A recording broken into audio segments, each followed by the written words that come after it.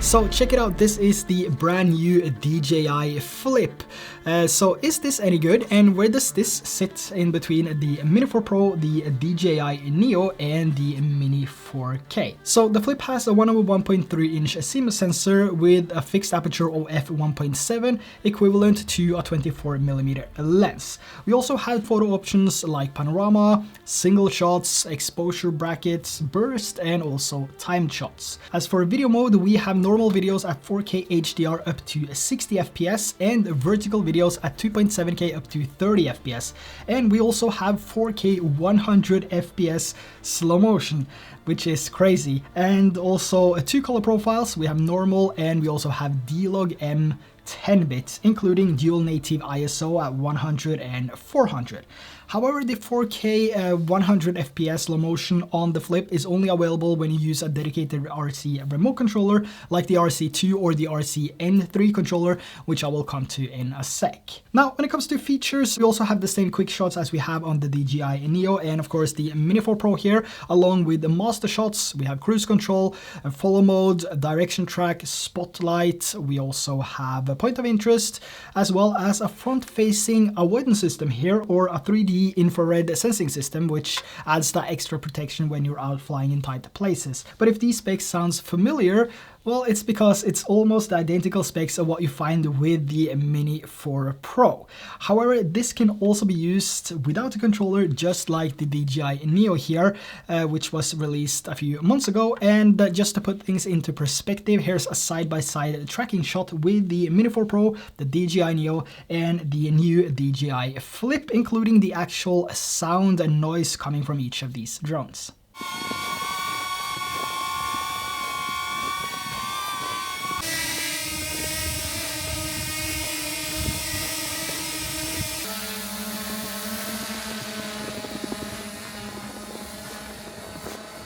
Now, if this is the first time you're learning about the DJI Flip, I just want to go through what the target audience is and who I think this is for. So the first thing you need to know is that this is a hybrid drone that sits between the Mini 4 Pro and the DJI Neo. So basically somewhat of the same capabilities as you get with the Mini 4 Pro and the versatility that you get from the DJI Neo. So you don't need to connect a remote at all in order to take off and fly, not even your smartphone. You can just take off using any of the built-in flight modes, and then when you're done, you can just land it. But of course, to change the settings, you would need to connect it to something like your phone or a remote. But once you change all the settings, you don't actually need a remote in order to capture those dynamic videos. You can just keep this in your bag or in your pocket, take it out whenever you want to capture a quick video, and then go through the list of different modes by pressing on the button on the side here, which will take you through every single quick shot mode or pre-built flight mode that you have on the Flip. Rocket, spotlight, direction track, follow. So what we're going to do is to compare this against the DJI Neo. We're going to do follow. This is going to be shot in the vertical aspect, so 2.7K at 30 FPS on this one, 1080p at 30 FPS on the DJI Neo, and we're also going to throw in the Mini 4 Pro there to just hold the button on the side. Far, follow, 3, 2, 1. And it's now follow.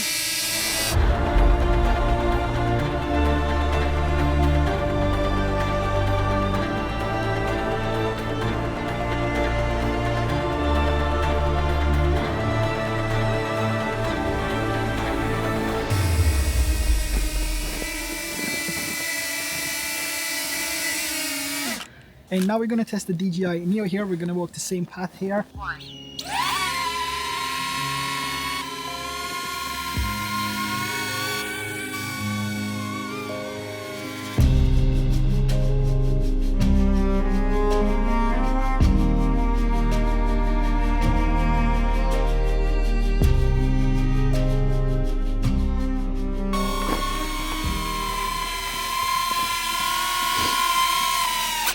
Far, direction track, 3, 2, 1.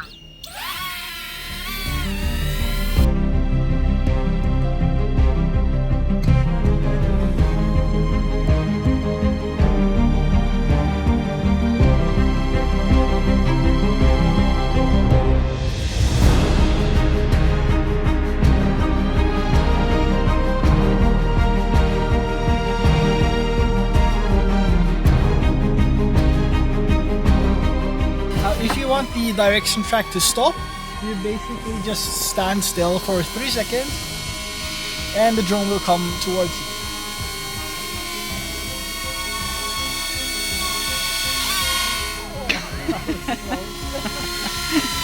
It couldn't be easier than this. So this is the difference between the DJI Flip and the Neo, that it doesn't take as long to set up as something like the Mini 4 Pro. It's a lot more convenient to use the DJI Flip and the DJI Neo if you're on the go and if you want to capture a super fast quick shot or a tracking shot. Another advantage with the Flip and the DJI Neo is that it doesn't require a controller, which means that with the Mini 4 Pro now I have to walk around with the RC2 controller, which is required in order to take off and fly with the Mini 4 Pro. We have set this to auto as well, same as the other two, and we're gonna track this in 4K 30 FPS.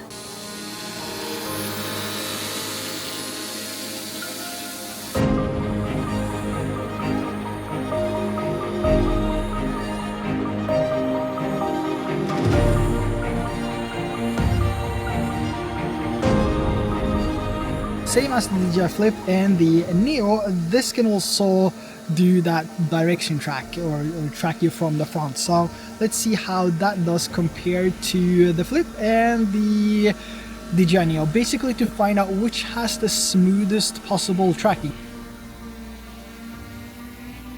Just need to get this. Whoop. Let's see if this can track me just from the front now.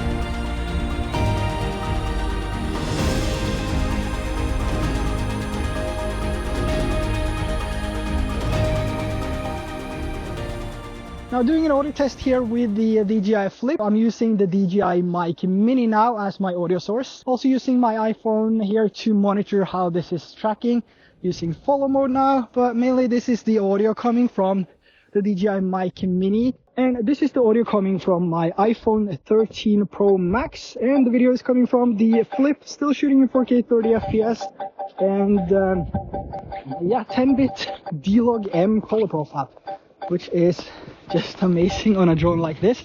But how is the audio coming from my iPhone 13 Pro Max versus the DJI Mini? Let me know in the comments below, guys. Another thing when it comes to recording videos with the Flip here is that we now have a built-in micro SD card slot on the side here, so we're not limited to the built-in storage which we were used to with the Neo, which means that whenever your SD card is full, you can just swap over to a different SD card, or you can easily, if you want, transfer the files from the micro SD card over to your smartphone using the quick transfer in the DJI Fly app. Now, the Flip comes in at 249 grams, which puts this in the same weight class as the Mini 4 Pro, the Mini 3, the Mini 3 Pro, and the Mini 4K, which all comes in at 249 grams.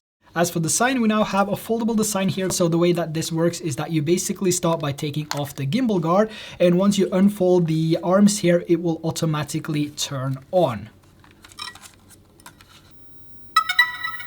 Let's say you do a follow shot, you can just turn around, walk towards the drone and grab it, and the only thing you have to do, because once it lands it will automatically save the video, you can just unfold the arms and it will give you a voice prompt saying that it will shut itself off after 5 seconds. Aircraft will power off in 5 seconds. Press any button on aircraft to cancel. Now, when it comes to the different ways of flying the Flip here, we have 4 ways of flying this as of this video. And the first one is to fly the drone itself without any controller, where you just select the flight mode you want, as I mentioned earlier, with the button right here, and just hold that with the drone facing you like this, and it will automatically start that flight mode. The second way to control the Flip is to use your smartphone, and by using your smartphone you will have a little bit more control, and and it will also have full access to the pre-built flight modes, which is sitting inside the flip here. So you can go through the list, access any of these, and you can just press start, and it will automatically start that flight mode, whether you hold the drone and press it on your phone or have the drone stationary on a table, for example. And you can also fly this manually by using the virtual on-screen joysticks to control the drone itself. And on the previous screen here, we also have a full screen mode, which will flip the screen into a horizontal view, which makes it a bit easier to control and to see what you're filming. Now, the flight distance when you're using a smartphone is going to be about the same-ish as the DJI Neo, so you'll be getting about 30 to 50 meters depending on the interferences in the area. But of course, this also opens up for some creative ideas like sideways tracking or reveal shots, where you can just push the virtual joysticks in one direction and walk past the drone. So despite the shorter range you get with your smartphone, you can still pull off some pretty amazing shots. The last two options to fly the Flip is by using a dedicated remote controller, either the RC2 or the RCN3 controller, which will unlock the full potential of what the drone has to offer. So with the RC2, we have a built-in screen here with 700 nits, and this basically takes away the whole need of connecting your phone to your remote in order to pilot the drone. Whilst on the RCN3 controller here, you will need to connect your phone to the controller in order to fly the drone. But mainly with a dedicated remote controller, you will be able to reach further distances. You will be able to adjust the sharpness settings and also access the pro camera settings like ISO, shutter speed, and white balance, and also features like master shots and panorama. Now, when it comes to the different settings on the DJI Flip here, when you use your smartphone, we have a settings section here on the bottom right corner. So if you tap on that, we have follow, drone, circle, rocket, spotlight, and custom. So all of these are set except for custom. So if we tap on custom, we have helix, boomerang, and direction track. And here you can also go in and change the max distance of the different quick shots. So if you want the follow shot to be further away and you want it to be at a higher altitude, you just change it to far and high.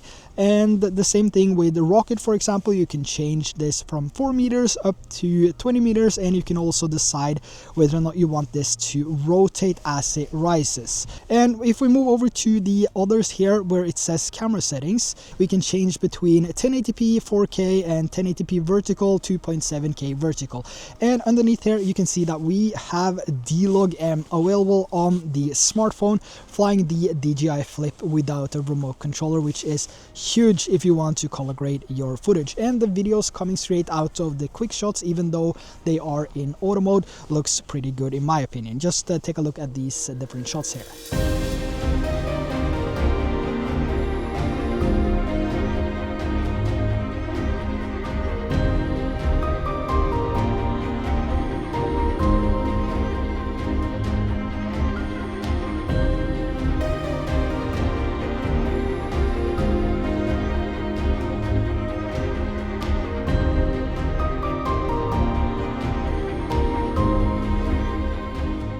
Now, when we go back here and over to manual control, and if we now go over to settings and then over to camera settings for manual, you can see that you can fly this with the virtual joysticks on your phone and still capture videos up to 4K 60 FPS now. And in the safety section, we have flight assistance and the obstacle avoidance action now, which basically keeps the drone from crashing in most scenarios. Basically scans whatever is in front of the drone, and then once it's detected, then the drone will either brake or just fly into it, depending on what settings you have.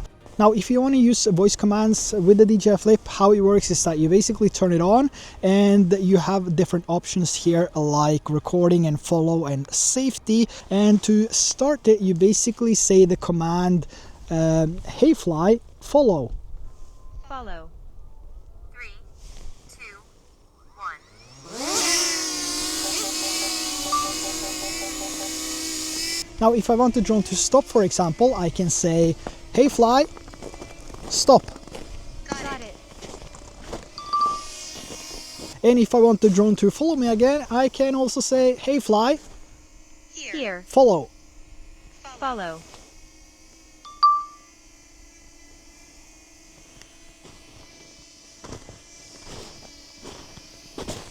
Now, as for flight time, we have a stated battery life of 31 minutes, which is about the same-ish as the Mini 4 Pro and the Mini 3 Pro with the standard batteries. So that would give you an average of 24 to 26 minutes of actual active flight time, give or take the environment you're flying in. The connection also runs off of OcuSync 4.0, so when you're using a dedicated remote like the RC2 controller, you'll be able to fly quite a distance while still keeping a good connection between the drone and the controller. Now, let's talk about image quality, both in daylight and low light. I must say, this guy has performed exceptionally, especially for the price versus the specs, features, and versatility that this guy offers.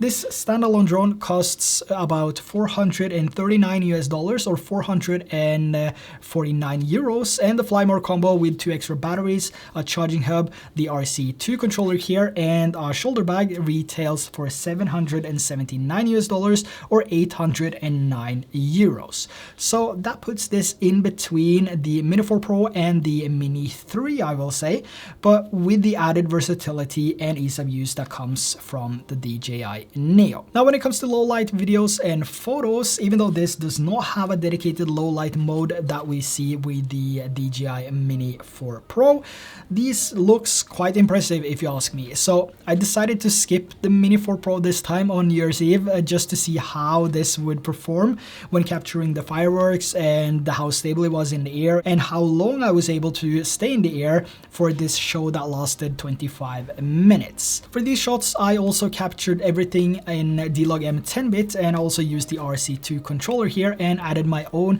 custom Signature LUTs in post, and I also used the manual settings to keep the ISO a little bit down to minimize the overall noise. And I think these shots turn out better than expected, even comparing them to my low light sequence that I captured with the Mini 4 Pro in Hawaii.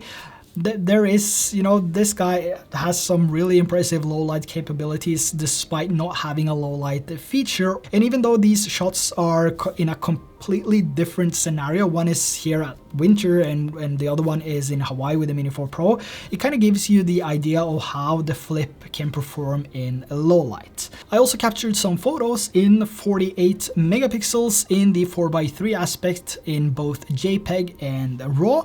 So if you're the person that loves taking a lot of photos and you're looking for a drone that can capture high quality videos day and I would say night, as well as raw photos and be flown with and without a controller, the DJI Flip might just be the right drone for you. Now, as of battery life and actual battery life and what I was getting when I was capturing these low light videos, I was getting about 22 minutes on this flight before I returned back to the home point. And when I came back, I still had 30% battery life left. So that would say about 25-26 minutes before I would force a land on it just to maintain some battery life left on the or power left on the batteries. So going back to my questions about who I think this is for, I would say anyone with the interest of getting their first drone or a second drone if you need something that can track you without having to carry around a controller. And honestly, the tracking on this, if you just need tracking from the back and from the front, this is way smoother than the Mini 4 Pro if you consider all scenarios and the time it takes to get the shot versus setting up everything. The Flip is also small enough to fit in the pocket on your jacket or hoodie or something similar to that, even though it's bigger than the Mini series. And the advantage here is that you don't necessarily have to use or carry around a remote. So to put things into perspective, you could go out and travel with the Action 5 Pro or the Pocket 3, for example, which both has D-Log M10-bit, and then you could use the Flip here to capture everything from above. I also recommend checking out my dedicated travel videos of these drones right here on the screen, which dives a little bit deeper into all aspects of these drones to help you find the best travel drone for your needs. So until next time, take care and I'll catch you in the next video.